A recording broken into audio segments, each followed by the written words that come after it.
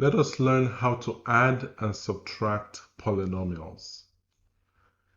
We're going to talk about the steps to follow when adding and subtracting polynomials, and then we're going to apply these steps in solving some examples together.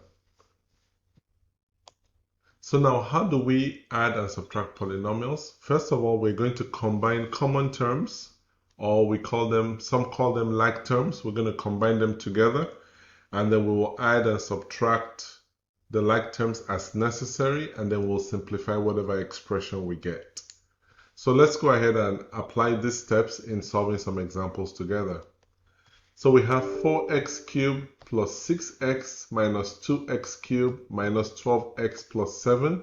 So we're going to group common terms together. So 4x cubed minus 2x cubed, and then we have plus 6x minus 12x plus 7. So 4x cubed minus 2x cubed is going to give us 2x cubed.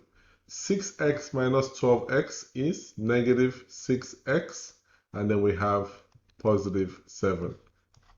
So that's how you apply the steps.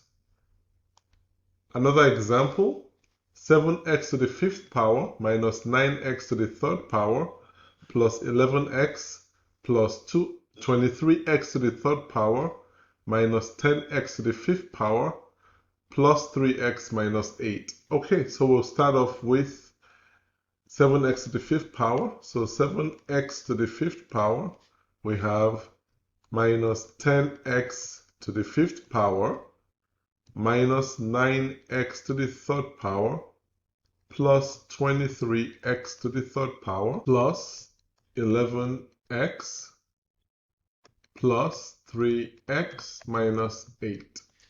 So this is going to give us negative 3x to the 5th power plus 14x to the 3rd power plus 14x minus. Final example, we have 4x to the 4th power plus 3x plus 9 minus 2x squared minus 6x plus 2x squared minus x to the 4th power minus 7x minus 15. So let's go ahead and start with 4x to the 4th power.